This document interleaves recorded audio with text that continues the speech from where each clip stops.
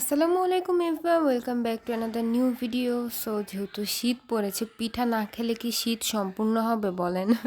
যাই হোক, তো পিঠা তো অবশ্যই খেতে হবে। আর শীতের মধ্যে আমার সবচেয়ে ফেভারিট পিঠা হলো ভাপা পিঠা।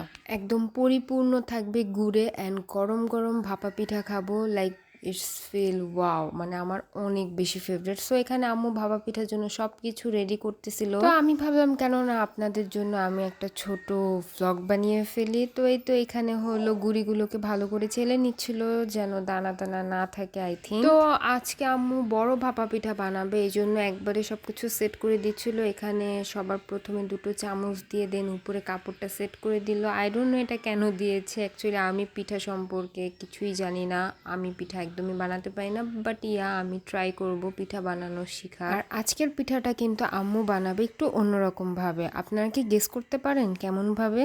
সো যাই হোক, আমি বলে দিই, আজকে আম্মু রাইস কুকারে পিঠাটা বানাবে। সো আপনারাও কিন্তু খুব সহজে রাইস কুকারে ভাপা পিঠা তৈরি করে ফেলতে পারবেন। তো এখন হলো স্টেপ ওয়াইজ সব কিছু দিচ্ছে। প্রথমেই গুঁড়ি দিয়ে নিল, তারপরে নারিকেল, তারপরে গুড়, দেন এভাবে স্টেপ ওয়াইজ দিতে থাকবে, যেহেতু এটা বড় করে বানানো হচ্ছে। সো এভাবে যখন স্টেপ ওয়াইজ এগুলো দেয় একটা একটা, আমার কাছে দেখতে কিন্তু খুবই ভালো লাগে। যাই হোক, সুন্দরভাবে অনেকগুলো, না সরি, মেবি 3টা বা 4টা স্টেপ আর কি। যাই হোক, সুন্দরভাবে সব স্টেপগুলো দিয়ে এখন উপরে আরেকটা পরিষ্কার সাদা কাপড় দিয়ে সুন্দরভাবে ঢেকে দিচ্ছে। তো এখন এটা রাইস কুকারে বসানোর জন্য একদম রেডি। তো বসানোর আগে আমরা এখানে একটু পানি নিয়ে নিব, পানিটা আগে গরম করে নিব, আই মিন ভালোভাবে ফুটানো হবে। ভালোভাবে যখন ফুটানো হয়ে যাবে তখন আমরা উপরে ভাপা পিঠাটা সুন্দরভাবে বসিয়ে দিব। তো পানি ফুটাতে বসায় দেওয়া হলো। তো পানিটা ভালোভাবে ফুটে এসে গেছে যখন, দেন এই তো ভাপা পিঠাটা বসিয়ে দিচ্ছি। 20 মিনিটের মতো,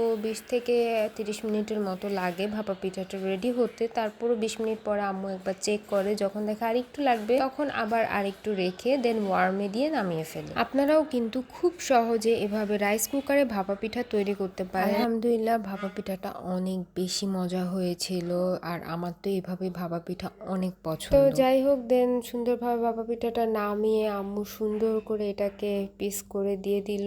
আলহামদুলিল্লাহ, এত এত এত মজা লাগলো, লাইক শীতের ফার্স্ট ভাপা পিঠা সেদিন খেলাম। আপনারাও যারা এত সহজেই ভাপা পিঠা তৈরি করতে চান রাইস কুকারে, কিন্তু মাত্র আধা ঘন্টার মধ্যে মজাদার গরম গরম ভাপা পিঠা তৈরি করতে পারেন। যারা নিউ নিউ শিখছে আর যারা নিজের সময়ও বাঁচাতে চায়, সো সব কিছু মিলে আমি আপনাদের সাথে এটা শেয়ার করলাম। হোপফুলি আপনাদের কাছে ভিডিওটা ভালো লেগেছে। যদি ভালো লেগে থাকে অবশ্যই আমার ইউটিউব চ্যানেলে একটি সাবস্ক্রাইব করে দিবেন, অ্যান্ড আমার ফেসবুক পেজে একটি লাইক করে দিবেন। আর অবশ্যই আপনার ফ্যামিলি অ্যান্ড ফ্রেন্ডসদের সাথে এই ট্রিক্সগুলো শেয়ার করবেন। আমি কিন্তু আপনাদের সাথে অনেক সুন্দর সুন্দর ট্রিক্স শেয়ার করার ট্রাই করি। আপনারা আমার এমনটাই ভিডিওগুলো অনেক পছন্দ করেন, এই জন্য আমি ট্রাই করি আপনাদের জন্য আরও ভালো ভালো ভ্লগ নিয়ে আসার। তো আজকের জন্য এতটুকুই। সবাই ভালো থাকবেন, সুস্থ থাকবেন। আল্লাহ হাফেজ।